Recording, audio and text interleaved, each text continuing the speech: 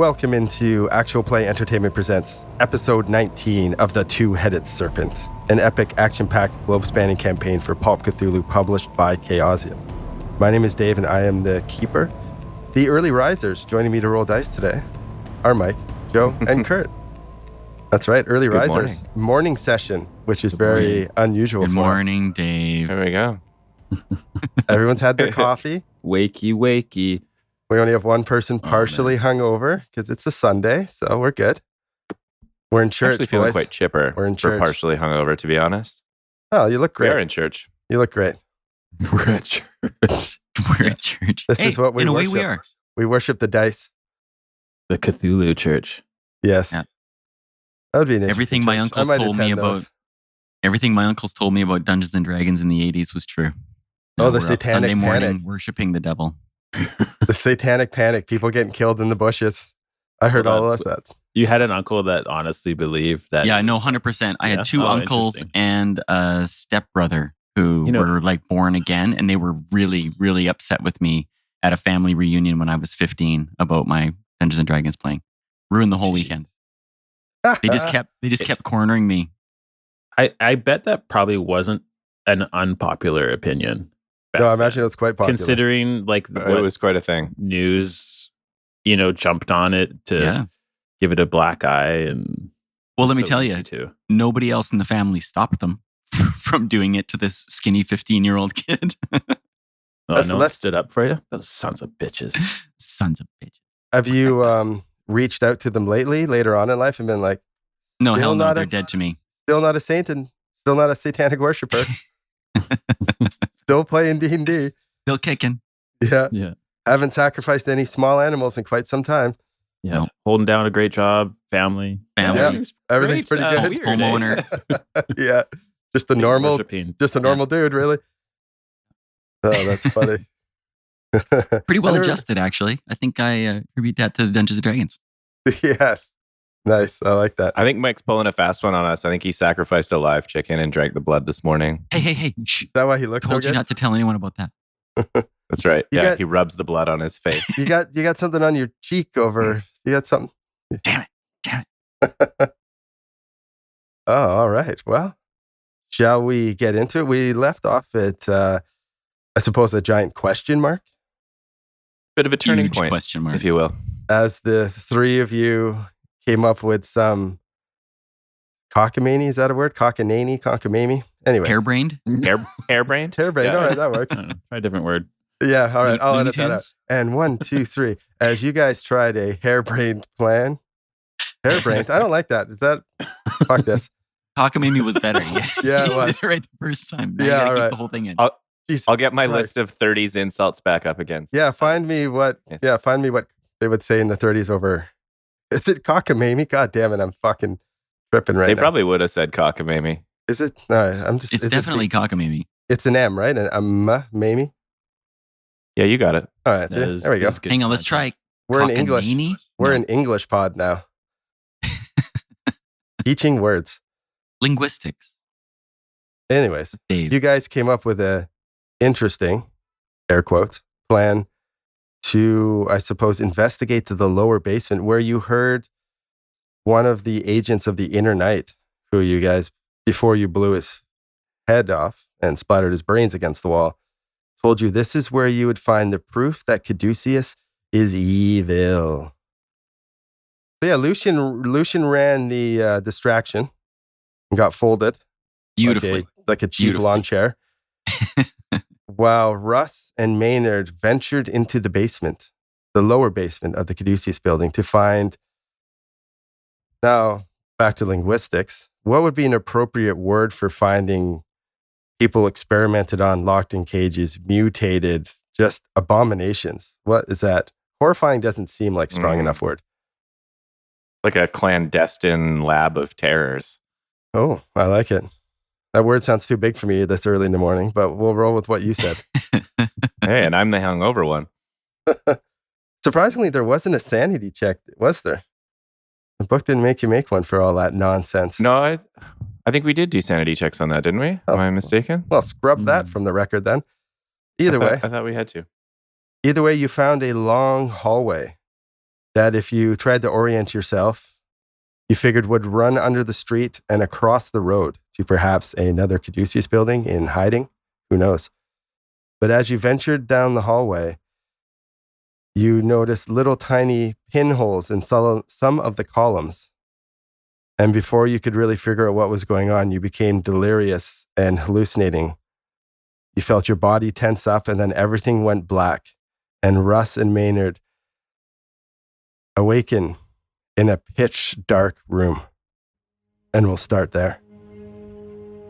You open your eyes and see nothing but black. You realize that you're sitting in like a metal frame bed. It's very humid, very hot. You listen for a second, you can hear like the sounds of jungle outside, like the birds and maybe a howler monkey or whatever shit would be there. Not New York is basically what I'm trying to get across. Not New York. Russ. Hi. How are you? Scared. Nervous. We like to check in on Russ's inner monologue. And as he opens his eyes and realizes he's not where he thinks he should be, what would Russ do? Panic attack? That's what I would do. Like, can you, like, you said it's just blackness? Just pitch black. There's no lights in this room. Like, he can't even tell he's in a room. Yeah, I suppose. Yeah, you Like, can't. it's just black. Like, he for all he knows, his eyes are taped closed. Like, you just can't see anything.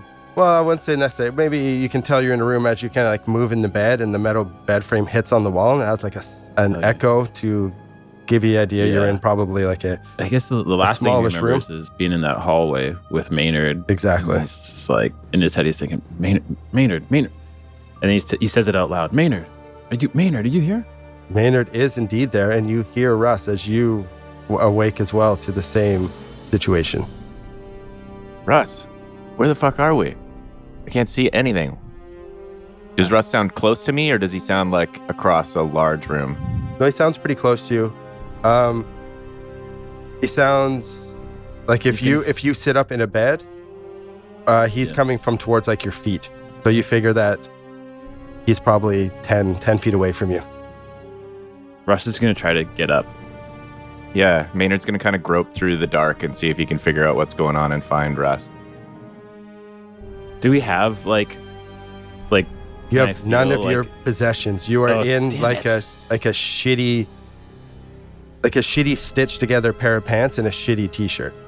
It's remnants of like a shitty hospital gown, hospital clothes, like very loose, like those paper pants, basically. You know what I mean? Oh, wonderful. You guys get up and it's dark and you take a couple steps and you bump into another bed that's beside you. So it seems like there's beds laid out, like you're in like a room, like a hospital ward room where there's just kind of like a room of beds. As you guys kind of like get towards each other and try to figure out what's going on, the door opens and you see the silhouette of a short, stocky, round woman who's just kind of humming to herself as she opens the door. Oh, that's weird. Who are you? There. Oh, you see she gets startled a bit. Oh, hello. Oh, you're awake. Please. Don't exert any energy. You must be exhausted. I'll get the doctor. Please sit down. And she... Where are we? He yells at her as she leaves. Where are we? Oh, just 1 second. You hear from down the hall. I'm going to stumble Does to the door. she lock us in this room as she leaves? No, she doesn't. Maynard's gonna follow her to the door and stick his head out in the hallway and see. With the light from as she opens the door, you can tell you're in... It's a fairly small room. It looks like there's 6 beds, 3 on each side of the wall. Just like a very basic metal frame, shitty mattress bed. You stick your head out in the hallway, and it's like a simple plywood building.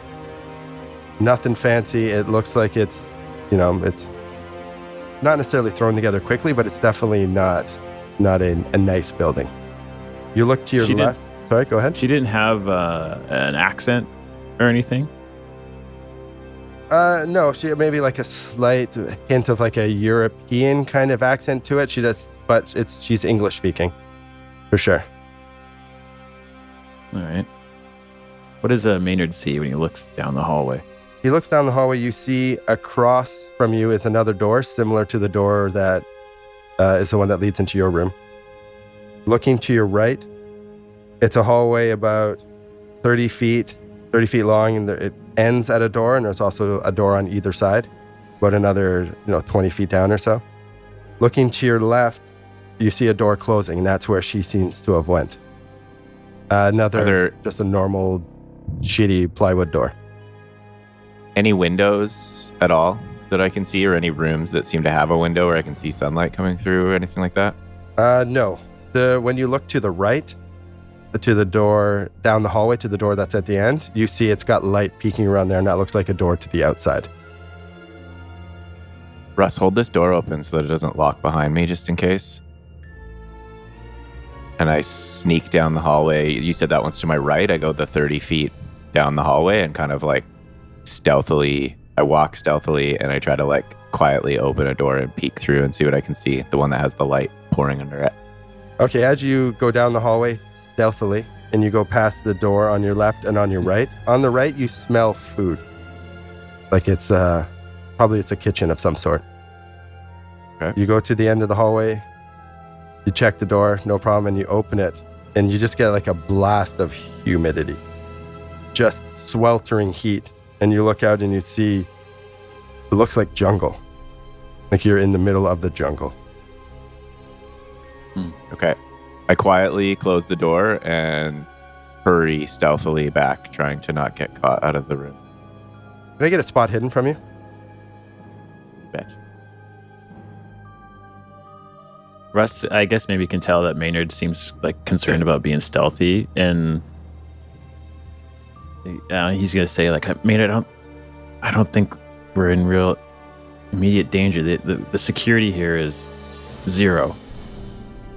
Like, either we just bail now, or we maybe talk to the doctor to get some answers. But I don't know. I don't think they're gonna be holding a gun to our head to keep us here. No, I think you're right. I just didn't want to get caught sneaking around, Nice to control some information sometimes. Yeah, true. Maynard makes his way all the way back to the room and closes the door behind him, having rolled a 97 over 77 on his spot hidden. Oh, the humidity hits you right in the eyeballs and your eyes fill with sweat and you don't see anything. But not that you don't see anything, but you don't see what perhaps you could have seen. I've said too much. What if he had some to luck? Russ. Oh, Could you spend some luck? yes, okay. My apologies. Let's everyone make your luck recovery roll and your skill rolls. Let's get all that out of the way, which we should have done at the beginning. Maybe. And that includes you too, Lucian, even though you're not like in this specific setting right now. Mechanics of the game. Here we go. Yes, mechanics of the game. The things that sometimes I forget to do as the keeper. So it's 2d10 plus 20? Yeah, luck recovery? 2d10 plus 10. Plus 20 for Kurt. 2d10 plus 10. If you failed your roll, which was very easy to do. I got that at 26. Thank No God. one has any Failed. luck. Big time. Yeah. Can you imagine if you succeeded? Oh my God. Be so Lucky great. you. 2d10 plus 10. Here we go. Hey, that's not bad. 13. Oh no, you guys are right. It is 2d10 plus 20. And Kurt gets what do you get? An additional d10? So you get 2d10 plus d10. Oh, there we go. Nice. It's 2d10 plus 20? That's what I have here. I've got 2d10 plus 10 here in the Pulp Cthulhu cheat sheet. Luck recovery. At the start of each session, players roll a d100. If the result is higher than their current luck, they add 2d10 plus 20 points of luck. If the roll is equal to or less than their current luck score, they add 1d10 plus 5. I withdraw my argument. I will take the luck. Yeah, and Kurt gains an additional 1d10. All right, your skills as well. Oh, skills. Oh, yeah. Okay. And so I want to roll to fail each skill that I have a checkbox. Is that- Yeah, then you can add 1d10 to it as you learn. If I fail. So I did all of mine already while you guys were mucking about, and I only got bumps in spot hidden and dodge, which are good ones. But Those are good, handy skills. Some others would have been I nice just too, got though. bumped up on listen and stealth. Well, you guys are getting sneakier as you go. My swim went up 5. You guys Hey, made look some. at You big guys guy. made some library checks. Don't forget that. Whoever was up there going through the records. I failed that roll. I'm sorry to hear that. Yeah, so am That's I. what you want, don't you? To fail it. Well, I failed it. He failed the failing. Yeah. Oh, I failed. Sorry. Okay, I only got stealth and listen. That could be worse. Really hoping for Could a be worse. firearms or a spot hidden bump or a spade bump. Ology. Thanks. I forgot about stealth and swim. I got bumps in both of those too. Oh. Oh yeah, you almost drowned. You learned from that. Yeah, Huh? I sure did. I eventually succeeded. You learned from that. Did I eventually succeed, or did someone have to No, pull me out? they dragged you out of No. the water as you Yeah, you did. almost drowned. I'm happy with that. Oh, that's what I like to hear. I like happy players. It makes it all that more satisfying when I crush your souls. Back to our current episode. Maynard closes the door to the outside and comes back down the hallway to meet up with Russ. Maynard, what'd you see? What'd you find out? I opened a door to the outside. We're definitely in some jungle. It's hot and humid. I didn't see really anything else outside, and I kind of snuck back. I just went in the one room. But as a note, as I come back into the room with Russ, I use the light from the hallway to kind of take a look around our room. Is there like anyone else in the other beds, or like maybe could I try a spot hidden to see if there's anything weird that I can see with this limited amount of light in the room? No need for a spot hidden. There's literally nothing else in the room. It's a very bare room, plywood walls, shitty plywood floor. No other patients? No other patients. No other evidence of anyone sleeping in there. Like all the beds are nicely made except for the 2 that you were in. Is there electrical lighting or anything? Is there electrical lighting or anything? That's actually a fantastic question. Something that has not been brought up to me. I'm going to say that, yes, there is electrical lighting.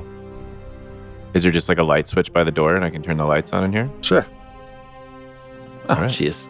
Full time. sure. Shed some light on this situation. A shitty light bulb lights up, like flickers a bit. It's obviously not wired to the standards of 1933 or whatever the hell year we're in. And it does. It's a shitty light bulb lights up the room, and like it's what you see is what you get. There's fuck all. Maynard, do we stick around and wait for the doctor? The door opens, Get out of and that same short, round-faced nurse. She's got a short. You get a better look at her. She's got like a short little bowl haircut, and she comes back in and says, "Yeah, look, here we go. Please sit down. Please, you must be exhausted." Behind her is he's a fairly tall man, balding. He's kind of got like hair sticking out the sides. He's wearing like a medical coat, like a lab coat kind of stuff, and it's dingy and dirty, and he's got little spectacles on, and he yawns. He looks exhausted, just fucking ragged and exhausted. He goes, oh, you are awake. Please, you must be very tired. You've been here for quite some time. Please, how do you feel? And he wants to like lead you to sit you down on a bed. How do we feel? You feel fine. How long have we I'm been pretty here, rough. Doctor? Doc, if I get some food or something to build my energy, that'd be great. Oh, yes, of course. And he turns to the nurse, and she turns and goes out down the hallway towards where you smelled food, where you figure it's the kitchen. Maynard kind of complies with the doctor and sits willingly on the bed while he talks and asks, how long have we been here? Oh, you've been here almost 2 weeks now. Oh, man. Russ just looks over at Maynard. Please, how do you We've feel? been unconscious for 2 weeks? Yeah, well, yes. Due to this sickness you have contracted from the tsetse flies, you were in a coma for 2 weeks now. This is the first time you've awakened, and it's actually quite remarkable. You're actually the only people who have awakened from the coma. Everyone else who has succumbed to the sickness has passed on. Do you remember anything? Do you remember anything about the plane crash? About the diamond mine? Anything? Yeah, of course. It's quite vivid. Oh, please. Yeah. And he takes out like a pencil and, please tell me what you remember. This is remarkable. Well, I could remember better if I'm just so exhausted. And that food, is she coming with the food? Oh, yes, no, of course. She will, Nurse Tetrold will be right back with the food. Oh, great. And maybe something to shave with. I must have a huge beard. Oh, no, we've been shaving you daily. Is he? Do I feel shaved? Is Russ usually fairly clean-shaven? No. He's a bum. Then it would be more or less what it was like when you were last in New York. Maynard would typically be clean-shaven with an immaculately trimmed mustache. Is there a mirror or anything? You don't see one, but you feel around. You feel like you're clean-shaven and your mustache is nice and trim, like you would have it before. Interesting. Russ is gonna say, "What? And I get the food. Maybe I'll have more energy. But if you want to start recanting what you know, I can fill in the details and the gaps in your story that you have. I'm just so tired, you know." Well, you were dispatched as with the sleeping sickness and it's the pandemic breaking out into the area. We've reached out to Caduceus for assistance, like most people do, and you. Well, they have had some incidents lately at the building, so that could be part of why they're not getting your communication. Anyways. Oh no! The communication was received, and you were aboard the plane that was coming to bring assistance before it crashed. We found you in the jungle. You weren't. Yes, that's you right. weren't. That's accurate so far. Continue. You weren't badly wounded, but you were bitten by these tsetse flies and afflicted with the sleeping sickness. Now, I've been performing medical procedures on you and running tests all night and giving you what I feel will help fend off the disease. But like I said, you are the only ones to awaken from the coma, which is remarkable. It's quite remarkable. And he sits there and he's taking notes. You have entered stage 2 of the sleeping sickness, is what we call it. You have signs of memory loss. Your condition rapidly deteriorated when we got here, and that's when you slipped into the comas 2 weeks ago. We have been trying various combinations of drugs on you, conventional treatments with ceramine and triripsicide, but it seems to have little effect on this new strain. In fact, this is the first sign of improvement since you arrived at the hospital. Are there obvious signs that this is a Caduceus facility? You don't see anything. Got a logo on his No. white coat or anything? No, definitely no I signs asked of him. this. Has he blinked? He has blinked, and he's sweating. All right. Why do you stare at my eyes like that? Like what? How do you mean? I don't know what you're talking about. Is this a Caduceus facility, Doctor? Oh, no. This is this hospital was set up by the Uganda government to help deal with the disease and help deal with the outbreak. The area has been quarantined off. No, we have no involvement with Caduceus. They were sent to help us. You're familiar with Caduceus, though. Oh, correct. Yeah, no, they offer humanitarian aid across the globe, and from what I understand, they're a very, very reputable organization, and they love to. Well, I shouldn't say love. It's obviously they are sent to places where there is turmoil and disease, but they do lots of good in this world. So we have heard. Oh, well, you work for them. You are heroes in my eyes. We are, yes. How is that food coming? Where is she with that food? She comes back in with a couple bowls. You smell some, like a brothy soup kind of deal, but one smell that you find almost overwhelming is the smell of raspberries. And she sits down and she gives the doctor his tea, and he smells it.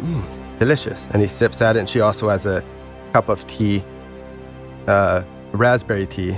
She offers you if you would like some. Oh, do we have tea as well? But here's some soup. And she gives you, and it's just looks like a shitty soup. Russ just looks over at Maynard like, with this, what the fuck is happening look on his face. Yeah, Maynard looks back with the same kind of like, I have no fucking idea what's going on kind of look Are you okay? on his face. You seem confused, but I understand. No, the sleeping sickness is stage 2. There will be delirious. You might be prone to fits of violence, hallucinations. But no, you seem to be coming along quite well. Why would we be prone to fits of violence? Oh, that is something that we have noticed in patients who have reached stage 2 of the sleeping sickness. Violent hallucinations are unfortunately quite common. I can't help but notice we haven't been restrained. What would be your plan for violent patients? Oh, well, if we do have some leather strappings, if we do need them, but you lapsed into the coma and we felt no need to restrain. We've been, conducting the tests and administering our medicines to you in hopes that you would recover. But no, I wouldn't say the violent fits are common, but they have been known to happen. How long do you think we need to be here to recover? Oh, that's a fantastic question. I would like to discuss some things with you and just, check your memories, see what you do remember. It's, like I said, it's fascinating. Everyone else seemed to have passed on, but you guys have awakened from the comas. Do you remember anything about the plane? I look at Russ. Maynard. And we'll go to Lucian. Nice. They look at each other. We'll start with a scene of what looks like a sea of snakes, as far as the eye can see.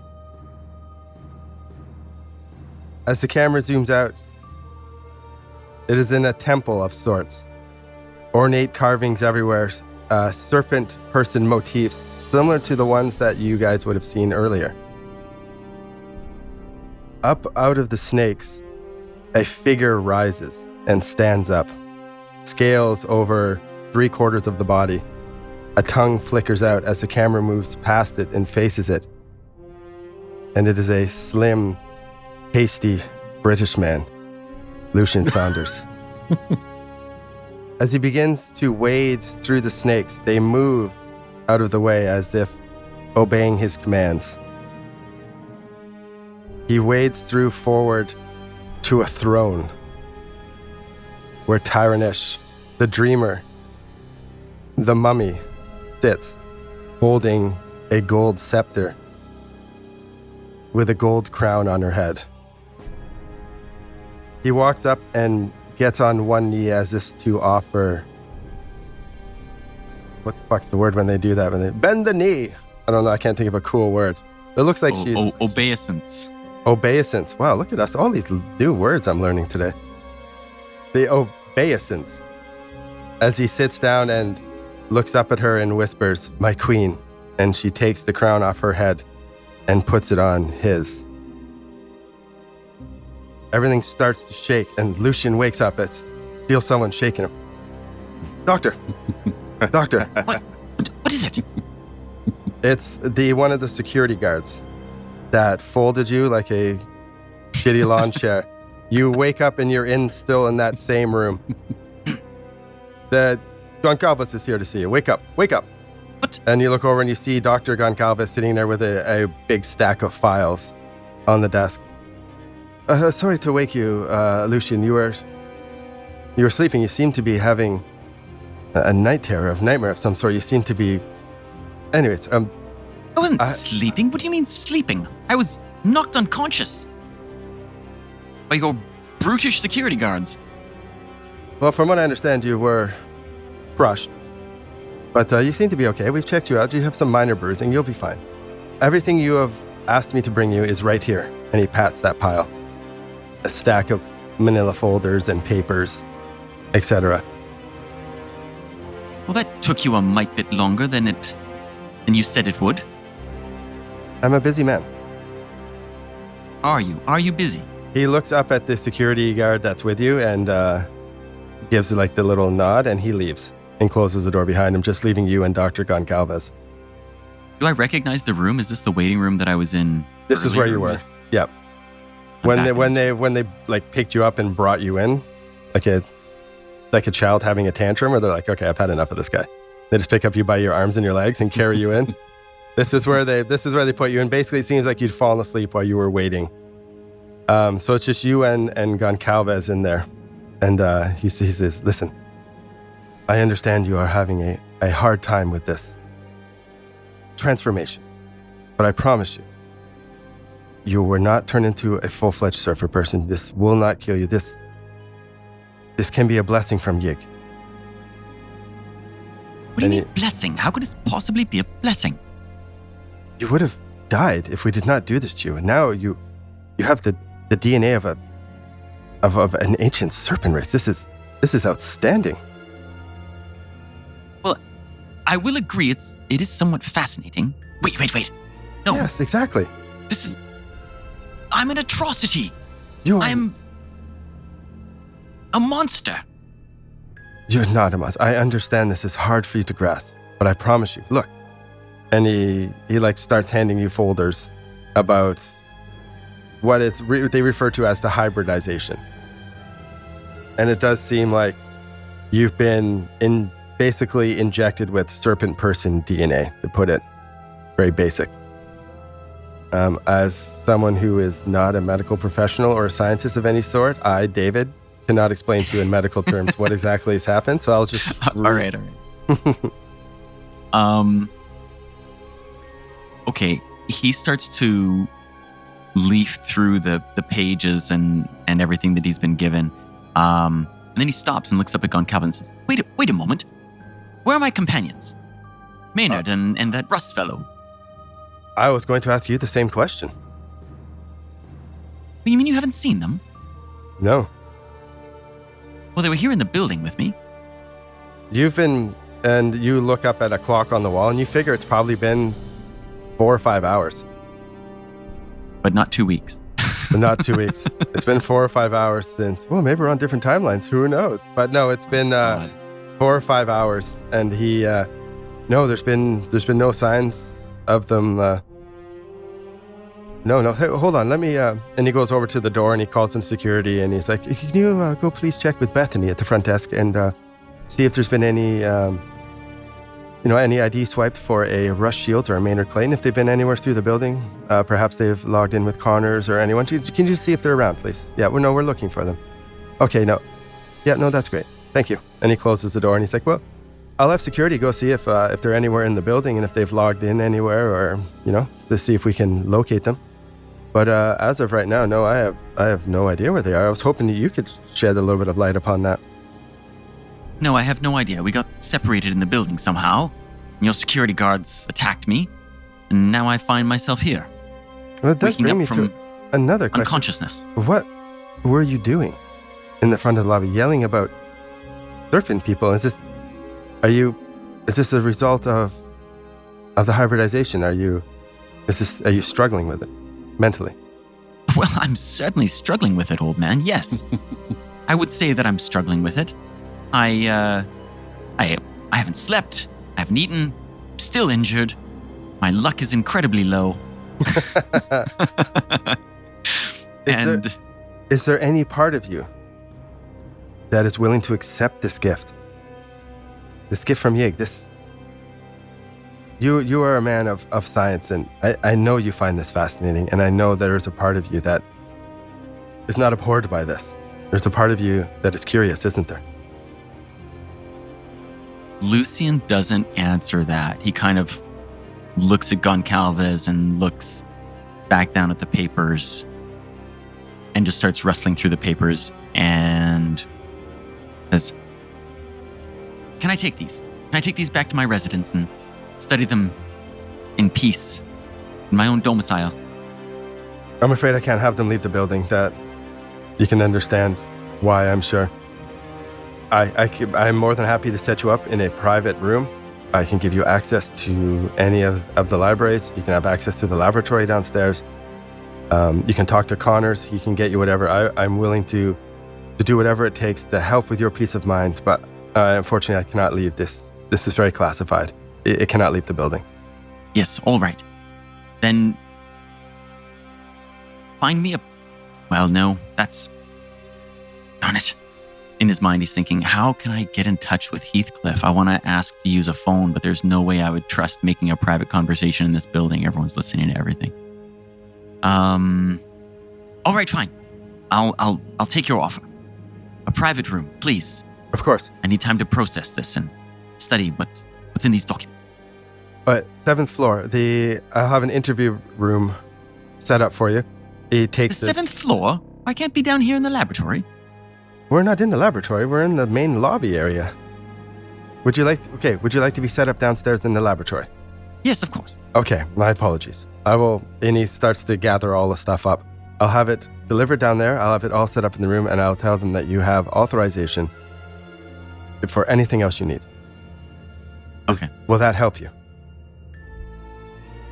Well, it remains to be seen, doesn't it? Lucian, I apologize for this, and I understand how startling this may be. But it will be okay. I promise you. You have my word as another scientist and as another doctor. Yes, well, we will see, won't we? Does Lucian trust Goncalves at all? I'm curious. Vaguely. He's probably at like a 50-50 with Goncalves. Well, it's higher than I thought it would be, in all honesty.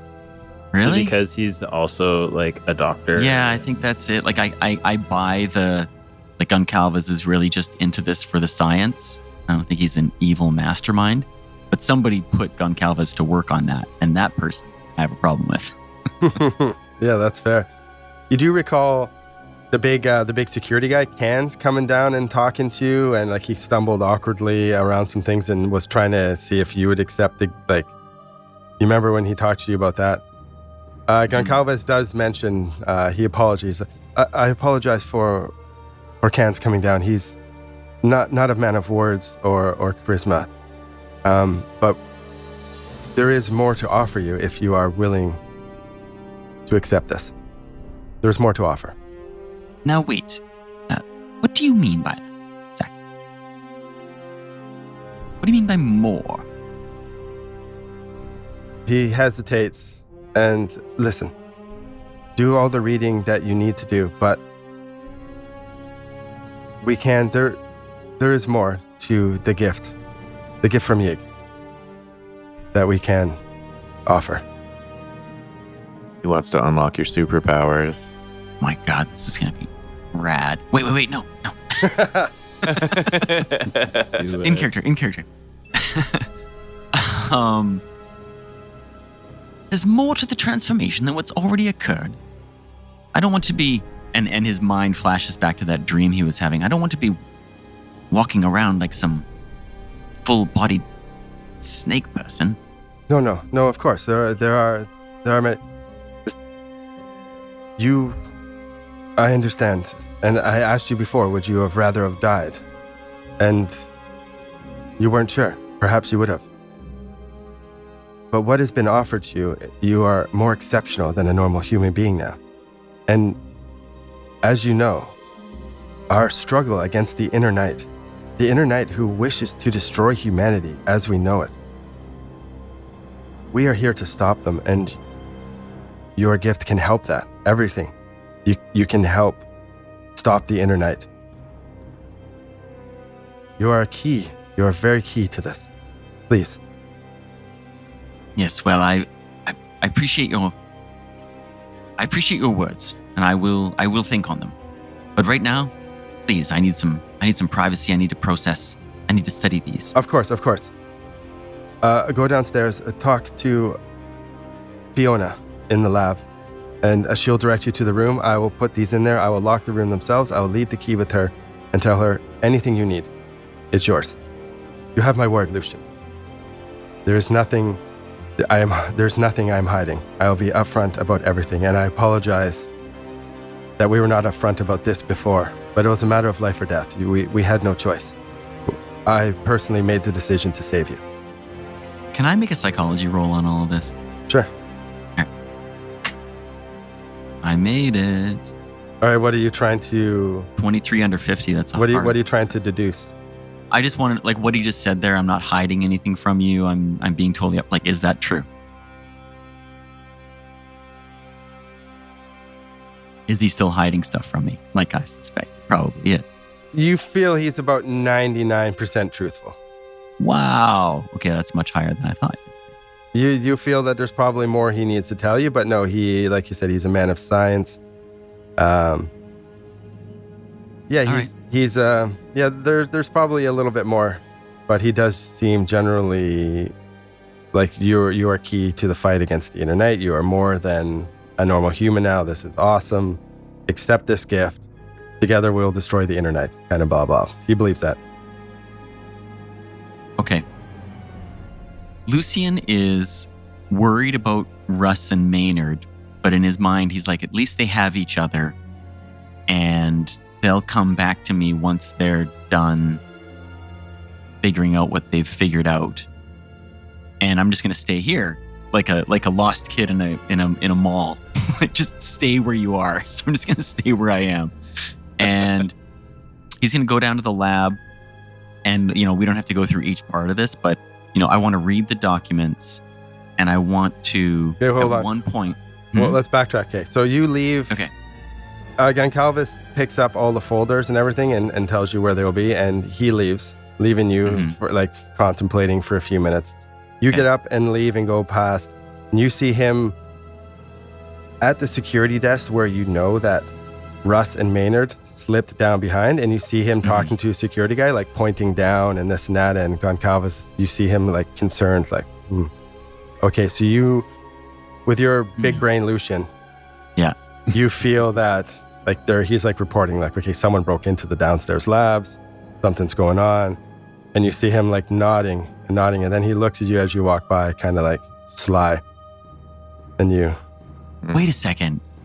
Was there at some point, am I misremembering this, where Lucius had like a truth serum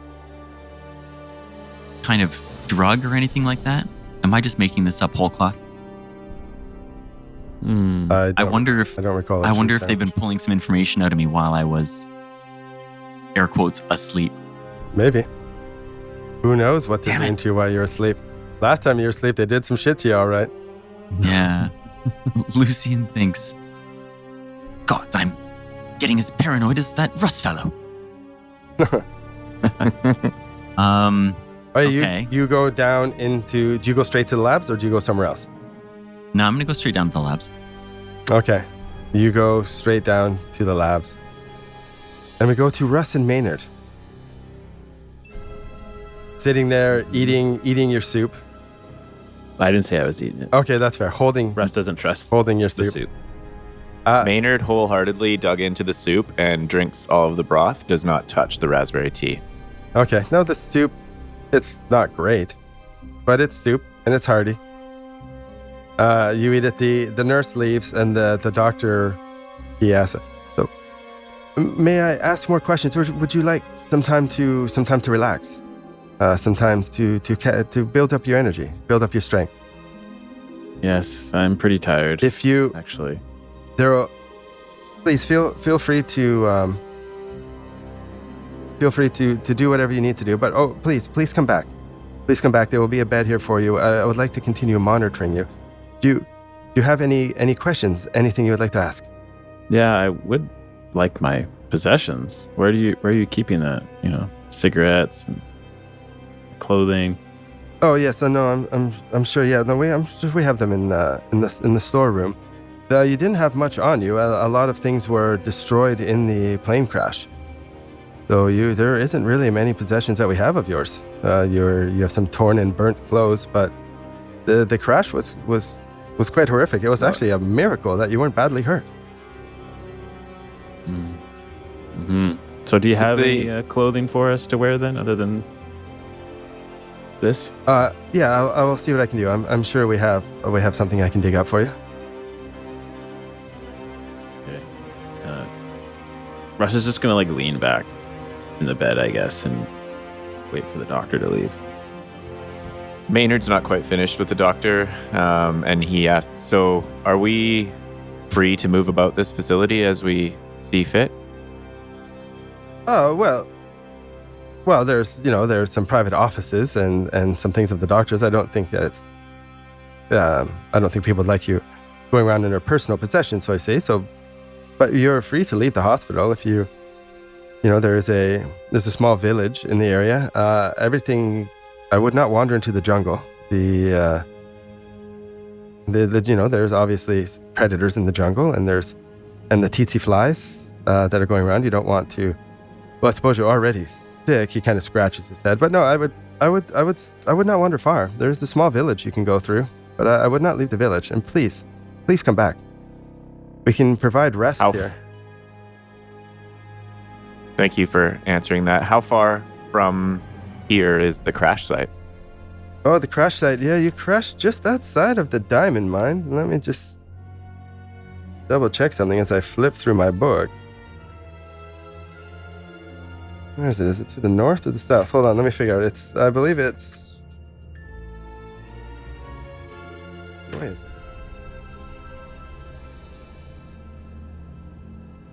That's towards there.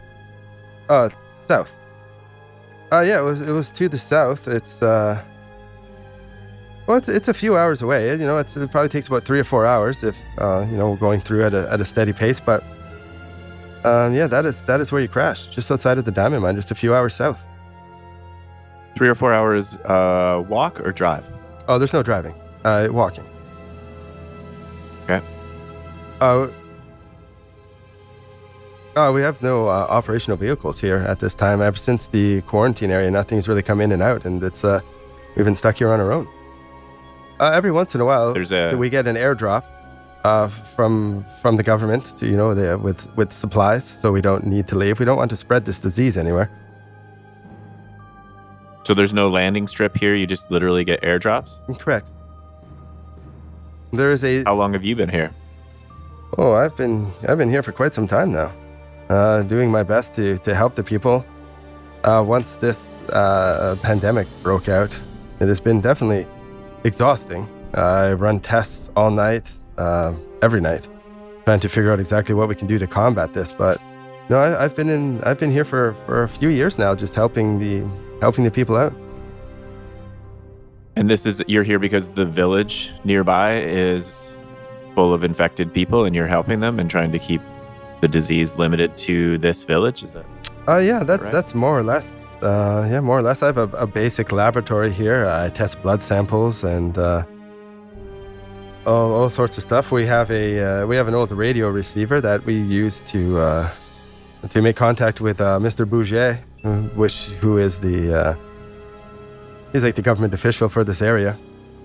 We keep communicating with him, and he helps us out and gets us what we need. Mr. Bouget is a Ugandan government official? Yes, that is correct.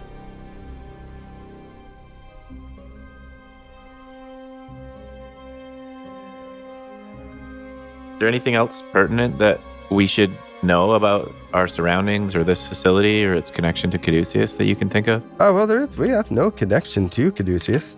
No, there's myself and then my three nurses, Florette, Melanie, and Gertrude, and then just myself. Oh, I'm not even sure if I introduced myself. My apologies. I am Dr. Thibault, Mason Thibault. Hi, Dr. Thibault. Maynard introduces himself as well. So are we just here because you were the first responders to a plane crash?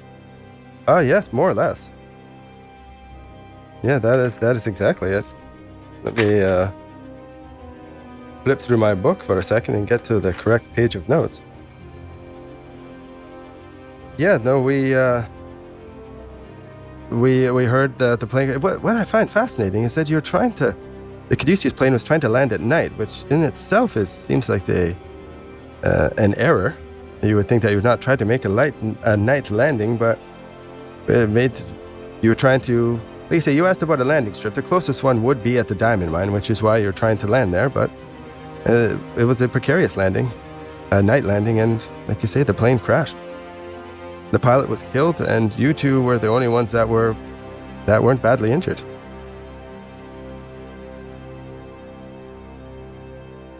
Everyone else died on the plane, as you're aware. Do you have any idea what the mission of the plane was? Were we just passengers? Was it an entire private plane coming into the diamond mine? Oh, no, it was a Caduceus plane. You guys were coming to bring humanitarian aid to us. Do you recall leaving America? Do you recall leaving America? It was, quite a long flight. I'm sure there would have been many stopovers, as the keeper has realized from his early days of you can't just fly across the world. There would have been quite the long, arduous flight. Do you recall any of it? I have to admit, some of my thoughts from a few days ago don't seem all that clear. No, yes, the sleeping sickness does have significant memory loss implications. Do you remember being aboard the plane? He has like a little notepad to take notes. I apologize for just flashes. The questions that I ask. I'm trying to figure out exactly how much memory loss you have, exactly if there's parts that you do remember, and I hope from interviewing and asking questions that it can help with the memory loss. That's one of my things as a medical doctor that I'm hoping we can trigger some memories, trigger some thoughts. You say flashes of the plane. Do you recall? What do you recall? What flashes? Just moments, just images from being inside the plane, just seeing the seats, being in the air. Not a lot of detail. Oh, no, okay, no. Wings, propellers. Seats, belts. No, that's fair. That's fair. Do you recall any of the crash? Anything like that?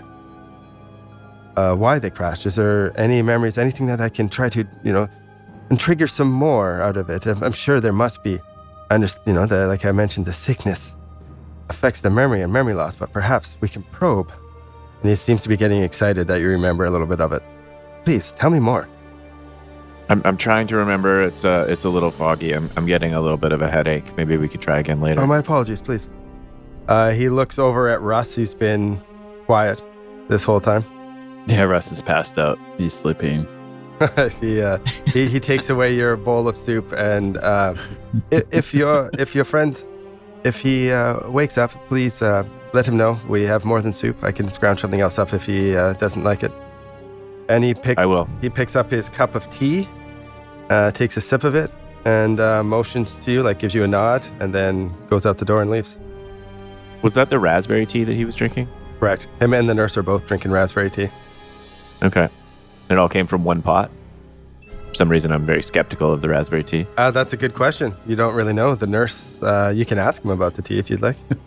But no, I feel like that's like a bit of detail that Dave just dropped in to fuck with us. Totally. It means absolutely nothing. He's like, and for some reason you smell very... It's like, because there's tea here. That's raspberry tea. Yeah, it's just no big deal. It means nothing. Just fucking with it. Or does it mean everything? Is that how you fend off the yellow fever, is raspberry tea? Yeah, or that's how you become brainwashed. Yeah. Ooh. I don't know, man. Better check it out, Maynard. Yeah. Maynard, Russ, you guys are left alone in the room. Russ, are you actually sleeping over there, or are you No, just faking it for the doctor? No, I was I just thought so. faking it. Yeah. I thought so. Just didn't want What? Go ahead. I was just saying I didn't want him to ask me any more questions. He's getting a little too personal. I don't like that, Yeah.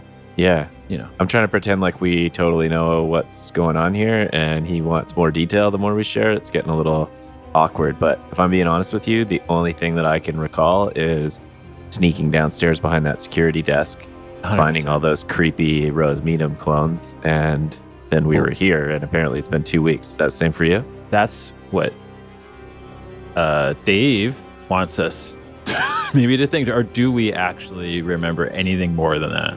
No, you guys. Yeah. All those memories are very clear. You remember Maynard getting fucking rocked in the lobby. You remember sneaking down, breaking Remember through. hearing him scream? Yeah, I like to bring it up because it's a funny visual in my head. No, that was Lucian getting Oh, rocked in the sorry, lobby. my Yeah, bad. Lucian. No, Maynard It would is be able to not take that it. funny. No, I It think is it's pretty hilarious. funny. This skinny little scientist just getting run over. Ah! All part of my plan. Just hearing the cracks. You guys broke through the security door, and then Yeah. Yeah, And no, you remember- I just remember seeing those pinholes in the columns, and then that's exactly. And then everything it's totally like you were tripping out. Your whole Okay. body was starting to work against you, and then here you are. And then a bunch of gas came out of the pinholes. Is that right? Well, not necessarily Well, like a that bunch part of gas came in, but as you got close to the pinholes, there was a bit of a different smell. I could say there was definitely that was the cause of your deterioration, I suppose, hallucinations, whatever you want to call it. There was no tsetse flies or anything in that moment. No, there was no flies, no nothing. As far as you're concerned, you were in a hallway underneath the Caduceus building, and now you're in the jungle. You know what I think, Maynard? I think we don't have this tsetse fly disease thing at all. Like, clearly. You think it's bullshit? Do you think we can't yeah. trust Dr. Tebow? I don't think we can trust him at all. Why would I trust anybody? But no, it's just a cover story for Caduceus dumping our asses here. And is he I'm trying to figure, I totally agree. I don't think we can trust the doctor, but do you think he's in on it and knows more than he's letting on? Or have we just been put here and the doctor knows what he seems to be telling us? I think he's a a terrible doctor. I think we were concussed and had brain injuries, or we were put under by Caduceus somehow. And he's confusing that with this disease that's going through this community here. I think you might be right. Maynard starts kind of doing like a body scan and checking himself out for any like weird bruises, scarring, needle marks, any evidence of being restrained on his wrists, anything weird standing out. No, I nothing. pull my shirt up and I'm like, is there anything weird on my back? I like show my back to Russ. Just that Looks mole. a little weird. I should get that checked out. Yeah. No, everything is. There's nothing out of the ordinary. Same with Russ, Yep, same thing. right? Like nothing. No, he's good. Just that giant birthmark shaped like it. No, I'm just joking. No, yeah, everything's normal. You guys are just fine. Does Russ have any weird tattoos that I find surprising? He's got a tramp stamp.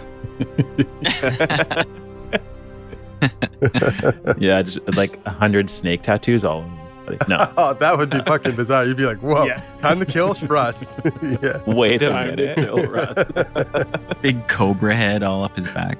Yeah. Maynard, there's a radio here, you know, like we could radio Caduceus or something. Maybe try to get a hold of someone, radio in a helicopter. Do they have helicopters in the 1930s? I don't think so. No. Not yet. Radio in a plane to come pick us up from the landing strip. I don't know. We just got to get out of here. There's no reason for us to be here, right? I think you're right. I think we need to play it cool. Maybe let's wander around, try to find a pack of cigarettes and stand outside for a minute and just kind of get our bearings. I think if we immediately try to put our shoes on and look like we're leaving, we're going to raise suspicions. So let's just play it cool for a couple hours and see if we learn anything interesting. Yeah, let's do that. And maybe we can like just wander around the building, you know, knock on a couple doors. Maybe if they don't answer, go through the door. Yeah, You know, pull let's out go. some- Let's wander around looking for check some nurse, cabinets what's her and name stuff. or whatever, you know, but go to the wrong room a few times. And I heard him say there's other food there. Maybe I'll just go find a banana or something. Just like that birthmark on your back. Shaped like a giant banana. That wasn't where I was going to go, but I like it. All right, you guys get ready to start exploring, and we'll go to Lucian Saunders. You said you're proceeding to the laboratories.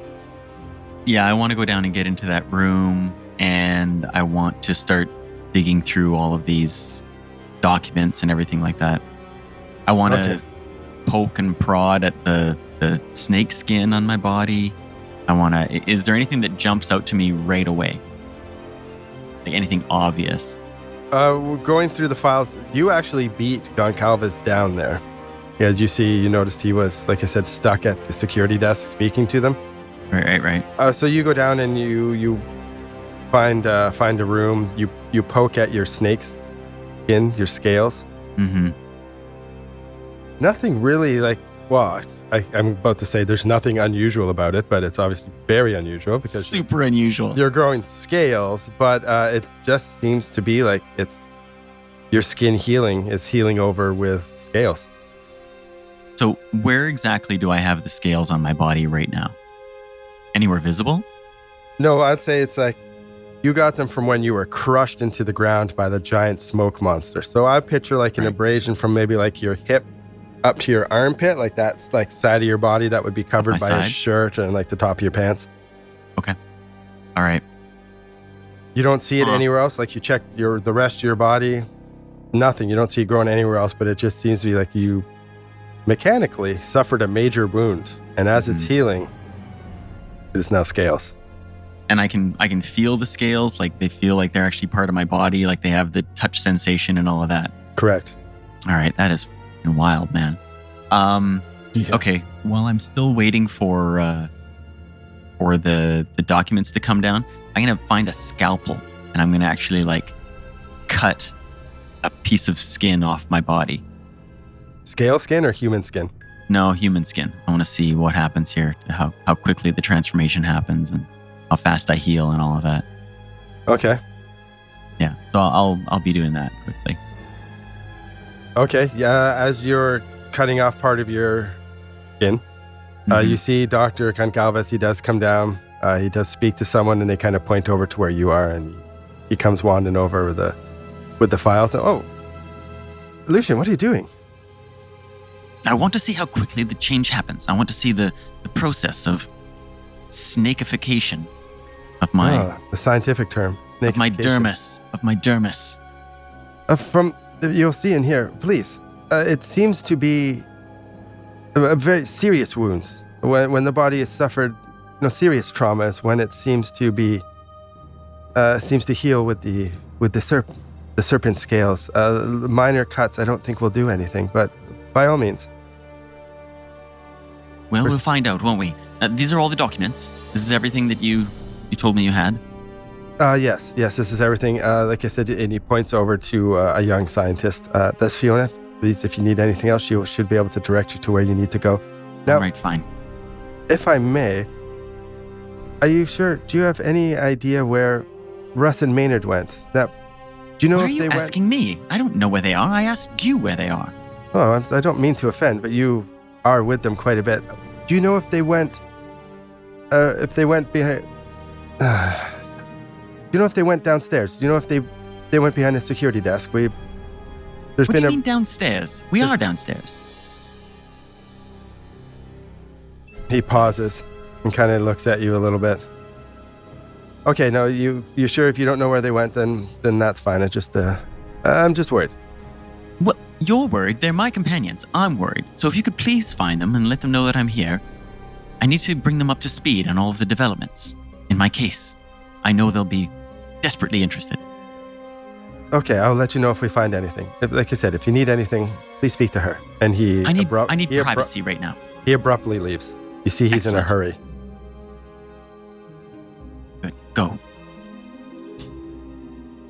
Okay, he leaves you alone. All right, so I would dig through the documents for a bit, but now I want to know. I want to know where Russ and Maynard are. That's fair. How the hell am I going to find them? It's frustrating. I mean, you can see him like looking through the documents and trying to focus on the science and keep getting like distracted and pulled away, thinking about like, damn it, where are they? Yeah, your train of thought. Did they make it downstairs? Did they not make it out? How am I going to get down? It's been hours. Yeah, I know. This is just it. But Goncalves doesn't know where they are. So, You see this. You're a smart doctor. You're a smart man with your psychology and stuff. Before, when he was asking you about them, he seemed generally curious. This time, he seemed like it was more of like leading questions. You know what I mean? Like he knows something that he's... Yeah, well, he flat out mentioned the lower levels, right? Yeah. So I had to fake like I don't know about them.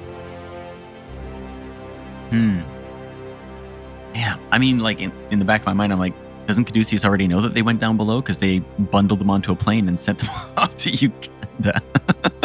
But I don't, Lucian doesn't know that. So, how in the world is he going to get downstairs? You need another distraction. Who are you going to get sent out to get folded up like a lawn chair?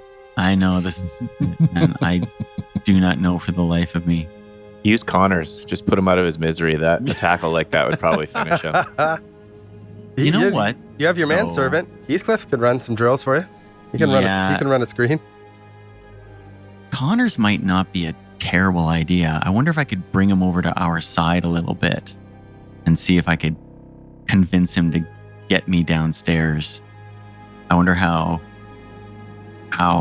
under the sway of Caduceus, like what kind of true believer he is, after all. I've been feeling the signals that he's maybe more on our side than Caduceus' side, but that could just be a poor assumption. Right? Yeah, I don't know. And maybe Goncalves. Maybe I go to Goncalves and I say, listen, I straight up with you, like, I need to see these lower levels. I was told about the lower levels and I need to see them. I like that approach. I think yeah. It might get me bundled onto a plane to you guys. At least you'll be all together again. Boy, and he's not very stealthy. I don't know if he could sneak in. Damn it, how am I going to get down there? Yeah, I don't mind. Your idea, like, I'm the keeper. You do whatever you want. But talking to Connors probably isn't a bad idea. When you do think about him, he seems very... He loves you dudes. He loves you guys. Like, I guess it wasn't you that was there when he was talking to, I think it was Maynard. No, it was mostly Maynard, yeah. Yeah, about how, like, you guys are like real friends. We bonded over cigarettes. Yeah, you guys bonded over your love of slowly dying of cancer. My doctor says these cigarettes are helping to open up my lungs. It's the same as my doctor, as he takes another. Okay, Lucian. Lucian abruptly leaves the room, leaves the laboratory, and goes and takes the elevator upstairs to Connor's office. While he's waiting for the elevator to come down, he's looking at the security desk there. How many security guards are there? There's 2. They didn't beef up security after the breach? Not that you can see. There's 2 up top anyways, but the stairwell does lead down. Okay. Upstairs to Connor's. Okay, yep. You go up there. The elevator opens to the smoke-filled hallway of stale cigarette smokes. And you go down and, go up to Connor's door. You give it a little knock. Yeah, just come on in. And you open the door and there's Connor sitting in amongst a mountain of paperwork. And, he's just sitting there with his little mask. Lucian, how are you? Cigarette? Connor's old man. No, thank you. Oh, you don't smoke, huh? You'll figure it out. How are you?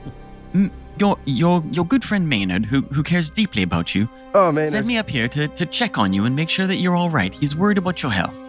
Oh no, I'm doing great. I'm doing this. The doctor's got me on a different oxygen tank, and you look down and I really don't know if this is true medically, if it's just one tank, but this one, sure, yeah. It's a bigger, better tank. Like, this guy needs more oxygen as things are not going great. Yeah, this one is a little bit more of like cc's of air per breath in or something. So it's the Mercedes of oxygen tanks. Yeah. He takes another. No, the doctor's treating me good. He says I should probably. He wonders if I've cut down on smoking, and I probably shouldn't because things are getting. He says a little worse. I should probably smoke a bit more. So he takes another. He has like 4 cigarettes in his mouth. Listen, Connors. Lucian. You know that I care about you, and Maynard and Russ care about you deeply. You've always been really good to me. Takes a big hit off it. You're a special sort of chap, Connors, and we appreciate all the help that you've given us over the course of our mission. Well, I appreciate that, because sometimes I feel like no one gives a shit about me. Nothing could be further than the truth. Takes another hit off the mask. You see him fumble with some tape, and he takes like 5 cigarettes out, and he tapes them together, so it's like one giant cigarette, and he just puts it in his mouth and lights it. Listen, doctor's orders. Oh my God. I have a bit of a problem, really. I have a problem, and I'm hoping that you can help me. I'm a problem solver. And help your dear friend Maynard with it. Listen, between you and me, Connors, I'm worried about Maynard. I think he's made a terrible decision. And did he quit smoking? We need to protect him from himself. No, nothing so dramatic as that. Oh, good. He's rather foolishly. And listen, I can trust your your what is the goddamn word for your discretion on this. Oh, of course. I'm very discreet. Maynard has taken it upon himself to sneak into the lower levels of this building. The lower levels? I am... Yes. He believes... He told me that he believed there was a lower level, a second basement level, where experiments were being done, and now I believe he's gone off behind the security desk and gotten himself downstairs, and I'm tremendously worried about him, Connors. I think he could be at risk of jeopardizing his entire career with Caduceus, and you know how important that career is to him. It's as important as it is to you, Connors. You're a Caduceus man through and through, so am I. So is Maynard. Yeah, of course. We need to save him from himself, Connors. You know what's understand, weird? Don't you? You know what's weird? And he takes a big hit and he starts shuffling papers. Can I get a spot hidden from you? Yeah, sure. My new spot hidden, my new improved spot hidden. Ooh, did it go up by much? Not that much. That's a fail. Okay. He starts shuffling papers and he pulls out a file and he loads it up and he's like, I saw something the other day when I was going through. There's been a lot of materials. And he takes another hit. Are you sure you don't want to smoke? No, positive. I feel like I am smoking, actually, just being in the room with you. Oh, you're a lucky man. Lucky man. I've noticed there's been, it seems weird, like a lot of, takes another hit off the mask, a lot of materials, construction materials have been sent down to the lower levels. If you look here, but there's so much materials, I can't understand how it would even fit down there. I've always chalked it up to some sort of clerical error. But I don't know if someone's... Yeah. Connors, maybe we can, as they say, kill two birds with one stone. Let's go down there. I mean, you're obviously an incredibly VIP important person around Caduceus, and no doubt you and I could, go downstairs to these lower levels. Why don't you investigate for yourself what's going on down there, and then you'll be able to, rationalize all of these expenses and supply inventories, and then at the same time, we can save poor Maynard from himself. Who, again, as I said, there's not a man alive who cares more deeply about you than that man. He worries about you all the time. I think you really would be saving your best friend in the universe. Give me a fast talk, or whatever skill you want to do to convince. Oh, that's my skill. Come on, fast Smokey talk. the Bandit here to help you out. Yes, 19 under 41. Oh, so it's even a hard success. Done. Yeah. You know what? I think you're right, because I am very curious. I don't know if someone... I take great pride. He takes another hit off the mask, and he butts out his 5-cigarette Gatling gun of cancer and tapes together 5 more. I haven't been able to figure out how to tape together more, but I think it would really help me if I did. Anyways, and he lights it up. I think I take great pride in my work. The inventory, everything that comes into this building and goes out of this building, it goes through me. Clearly, yes. And it just seems like there's more stuff going into the basement than there's even room to store that something's up. And you know what? Let's get to the bottom of this. Okay, here's what I can do. I'm going to get you a requisition to bring some things into the basement. I can give you the official paperwork. And he takes a big hoot. And so you can go down there. This should be able to get you through all the security and everything. And he starts fumbling through and he pulls out some papers and I just need to, okay, I can give you this. I can give you this. And he gets up and he wheels over his little fucking oxygen tank over to a box. Right. And he goes to lift it up and he's like, ah, and he clutches his chest. Oh, and he lets go. In Lucian's mind, he's like, not yet. maybe you can pick it up. And he wheels, yes, he goes back to it's very light. It's barely anything in there. Oh my God, okay. Great. Here, I'm going to sign this. Here, and he gives you the paperwork and he's like, this should get you past the security and get you into the basement. But listen, obviously we got to figure out what happened to our boy, to our boy Maynard, to our boy Maine. Think I could call him that? You think you were cool? Oh, I think he was telling me actually earlier that he wished that you did have a pet name for him. Oh, he's such a good man. I just want to... He has one for you, you know. You know what it is? No, I don't. This is fast. Captain Cool Connors. That's what he calls you. You see all the time. You see a tear form in the corner of his eye and slowly run down. He thinks so highly of you. Huh? He wipes it away. Captain Cool. That's amazing. He's such a good man. You're lucky to know him. Okay, here, I anyways. am. I count myself lucky every day. Take this and take it down. And Fantastic. so listen, find our boy Maine, and then seriously see what's going down there. I don't want anyone, like if the boss finds out all this stuff and then it doesn't make sense on the paper. It comes back to me, and I don't want that. Well, this is just it, and your position here is far too important. We need to make sure that you are kept abreast of what's happening, and I am going to head downstairs and make sure that I come back with a full report for you, Captain Cool Connors, on what is happening down there with all of these bizarre requisitions. Do you need a smoke? No, again, I feel all smoked up. Thank you very much. All right. Good luck. Let me know what's up. Yes, of course. I'm gonna come up with a nickname for you too, bud. Oh, I'm delighted. I can't wait to hear what it is. You feel free to call me Captain Cool as well. Oh, I've already begun. Yes. No, you haven't. I did once already, yes. Oh, I was hoping you could say it one more time. Oh, of course. Captain Cool, thank you so much for supporting us in this endeavor, and I will return post-haste. You got it, Luch. Luch cool? Well, I'll workshop it. And he just starts No. I think you nailed it. I think you nailed it first time. All right. And he lets he opens the door for you and gives you a pat on the back, and you leave. Thank you. Yes, brilliant. Goodbye, Captain Cool. I love it, Luch. He closes the door. I love it too. Just grimacing, races downstairs. I must wash all my clothes. Clean air. Yeah, just Exactly. smells of stale cigarettes. Okay, you head down to security. Yep, I do. I waltz right on up. All right, you walked right up, and the security's like, "Oh shit! Oh, you just come from Connor's office?" Yes, I was just up there with Connors. He's sent me with this requisition slip. He requires me to do some investigation of this form. Let me take a look at that. We've had I just got to double check things here. We've had a bit of a breach of security, so I just want to make sure everything's cool here. Oh goodness, no.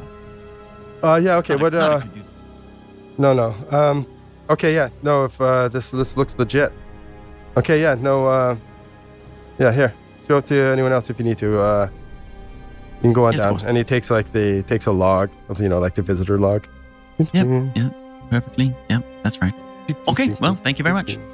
You go down the stairs, Mm-hmm. and there's another guy down at the door, and he also does basically another checkpoint. Mm-hmm. Does the same thing, blah blah blah, and they let you in. Do you enter the lower laboratories and see the abominations that Russ and Maynard saw earlier? How many are there? There's at least a dozen, if not more. Oh my god. All Are sorts. there staff around? Are there scientists in lab coats or anything like that? You see the same as you see some people milling at the far end. No one really pays much attention. You look legit. You've got a fucking box of shit in. You got the right paperwork. Mm-hmm. You walk past the clones of who you sort of recognize as Rose Meadham. Why do you say Deformed sort of recognize? Why did they look different? Oh, right, because they're all sort of basically, malformed. yeah, they're. I don't know. It seems like someone was trying to recreate a facsimile of someone, but they couldn't quite get it right. You know what I mean? Like you see that shit on Instagram. This is how you look at this. You can make a Pokemon cake, and then you make your own, and you pull it out of the oven, and you're like, look at this abomination. This is not a cake of Pikachu. You know what I mean? So it's kind of like that. So like they're getting it wrong. You see people in full scales, which this one might trip you a bit. Full scales, even like scales over the eyelids, over the mouth with the tiny little breathing hole. All the same my God. abominations and just horrors. Yeah, that does floor Lucian a bit. Look at Yeah, that. you might stay. You know what? Give me a sanity roll. Oh, yeah. Okay. Sanity's not great. Oh, my God. 30 on 30. Ooh, Nice. your steel Wow. mind, your steel trapped mind closes on that. What's left of it? Man, oh, man. You walk Right. through. There's a couple scientists. They just kind of look at you, and you flash the paperwork, and you don't really have any issues down there. You Right. come to an intersection where you look down, and you see a long hallway, with a set of steel doors at the end. And same thing, you think like, oh, interesting. This seems like it would lead under the road to another building on the other side. Yeah, right. Just sort of being impressed at how like expansive this is under here, right? Yeah. So you wander through the labs. You don't really see too much. It seems to basically be a laboratory. You don't feel like you've got the authority to start poking around. Like you're supposed to be basically someone bringing something just down. Delivering something. Yeah. So you kind of go through, and the last little area where you haven't really explored is this long hallway. You don't see any signs of Russ, no sign of Maynard, no signs of really anything. You start to go down this hallway. You know what? Before I go down this hallway, I think I'm going to go down and ask the scientists at the far end of the room. I'm just going to walk up like a delivery guy.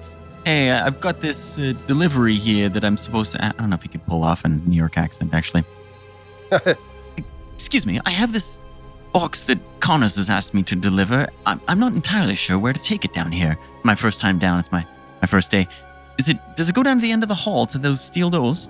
Oh, no, definitely not. No, if you want to just go around the corner, you can just put it by the, just that lab over there. There's that room, and he just points to another area of the lab. But he's like, no, it doesn't go down there. Oh, what goes down there? You're here to deliver a box, right? How about you just deliver the box? And it's just fascinating. Sorry, I'm as a junior scientist myself, I find it fascinating. But, what's your name? Stevens. And who sent you down here? Connors, of course. He sniffs. Oh yeah, fuck. Definitely you're talking to Connors, that's for sure. Yes, the man does smoke quite a bit, doesn't he? I know, and he keeps telling me it's good. Anyways, it doesn't matter. The guy's, he's looking like shit these days. He's a nice guy though, but whatever. I'm busy. Drop it off over there. Oh, and he turns and he keeps going. Of course. Sorry to bother you. Back to his petri dishes. All right. Now Lucian really wants to go down the hallway towards the steel door. So he's going to go down the hallway towards the steel door. Can you make a spot hidden for me? Yeah. Here's my spot hidden. Oh, God damn it. How much luck do I have? I rolled an 83 over 52. Whoa. I need 31 luck to make this roll. It's like all my luck. No, I'm not doing it. Oh no. I'm going to be gassed and taken to Uganda too. Okay, I go down the hallway. You walk down the hallway. It's a long hallway, but it's got some pillars. You walk right to the end of the hallway, to the two heavy doors. All right. You open the doors. How do they open? They open towards you. All right. And it's one open. It is a blinding light. You shield your eyes. You step through and feel a shift go through your body as you lose one sanity point, as you've now traveled through a gate and are transported to another part of the world. And we'll see you next time. Oh my What? God. What the hell? It's an episode of Stargate.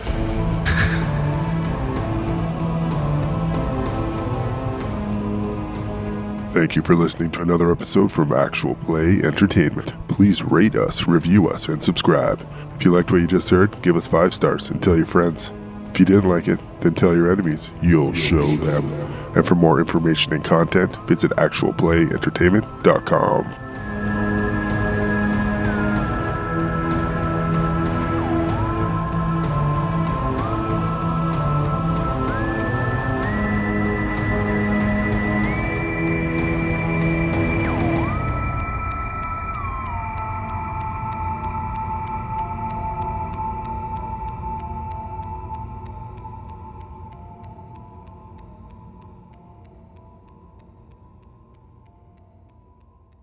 Hey, I'm role playing here.